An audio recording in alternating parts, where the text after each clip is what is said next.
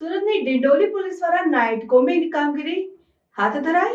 સુરતમાં ગુનાહિત પ્રવૃત્તિઓને કાબૂમાં લાવવા અને સુરક્ષા વધારવા માટે ડિંડોલી પોલીસે રાત્રે કોમ્બિંગ ઓપરેશન હાથ ધર્યું હતું, જેમાં 6 વિશેષ ટીમોનો સમાવેશ કરવામાં આવ્યો હતો. આ ઓપરેશન ભેસ્તાન વિસ્તારમાં કરવામાં આવ્યું, જેમાં ગુનાહિત ઇતિહાસ ધરાવતા વ્યક્તિઓના રહેણાંક સ્થળો પર ધ્યાન કેન્દ્રિત કરવામાં આવ્યું. અચાનક તપાસ દરમિયાન પોલીસ અધિકારીઓએ શંકાસ્પદ લોકોને ટાર્ગેટ કરીને કોઈપણ ગેરકાયદેસર પ્રવૃત્તિઓ અથવા વસ્તુની તપાસ કરી. કોમ્બિંગ ઓપરેશન માત્ર જાણીતા ગુનેગારો સુધી મર્યાદિત ન હતું. આસપાસના નવા ઘરોમાં પણ તપાસ કરવામાં આવી હતી, જેથી કોઈ ગેરકાયદેસર પ્રવૃત્તિઓ ચાલી રહી નથી તેની ખાતરી કરી શકાય. આ ઓપરેશનને સફળ બનાવવા માટે પોલીસે ડ્રોન કેમેરાનો ઉપયોગ કર્યો, જેનાથી વિસ્તારનું સમર્થન કરવામાં મદદ મળી. આ નવીનતમ અભિગમે સંભવિત ખતરા અને શંકાસ્પદ વર્તનનું વધુ વ્યાપક મૂલ્યાંકન કરવામાં સહાય કરી. આ વિશાળ ઓપરેશનમાં લગભગ 150 પોલીસ કર્મીઓનો સમાવેશ થયો, જેમાં ડેપ્યુટી કમિશનર ઓફ પોલીસ અને પોલીસ ઇન્સ્પેક્ટરો સામેલ હતા, જે સ્થાનિક કાનૂન અને વ્યવસ્થા જાળવવા માટેની પોલીસની પ્રતિબદ્ધતાને દર્શાવે છે. ડિંડોલી પોલીસના પ્રયાસો શહેર જાહેર સુરક્ષા સુનિશ્ચિત કરવા અને સમુદાયમાં ગુનાને અટકાવવા માટેના વ્યાપક ધોરણનો ભાગ છે.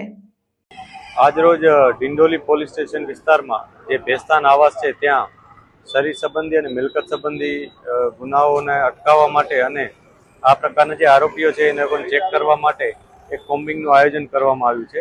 આ કોમ્બિંગમાં ઝોન 2ના 5 પોલીસ સ્ટેશન્સમાંથી પોલીસની ટીમો બનાવી અને જુદી જુદી ટીમો અહીંયા બનાવવામાં આવી છે, જેમાં 6 અલગ અલગ ટીમો છે, જેમાં અમે મહિલા પોલીસ પણ સામેલ રાખી છે. અને આ તમામ લોકો એમને જે પણ ટાસ્કિંગ આપવામાં આવ્યું છે એ ટાસ્કિંગ મુજબ જે આરોપીઓનું લિસ્ટ છે એને ચેક કરે છે. એમાં MCR કાર્ડ અને શરીર સંબંધી ગુનાઓના આરોપીઓ છે. આ ઉપરાંત અગાઉ કોઈ ડ્રગ્સ કે એ પ્રકારના ગુનામાં જે સંડોવાયેલા છે એમને પણ અમે ચેક કરી રહ્યા છીએ, એમના ઘરો ચેક કરી રહ્યા છીએ.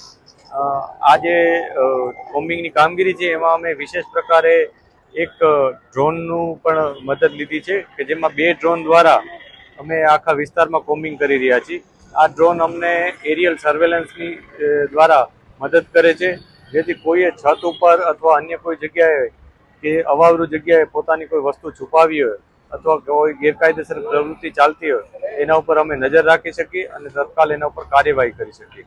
આના માટે અમે 2 ડ્રોનની મદદ લીધી છે અને જે ડ્રોનમાં રેકોર્ડિંગ પણ થાય છે અને એમાં અમે એના સાથે લાઇટિંગ પણ છે, જેથી અંધારામાં પણ અમે સારી રીતના એનું સર્વેલન્સ કરી શકીએ.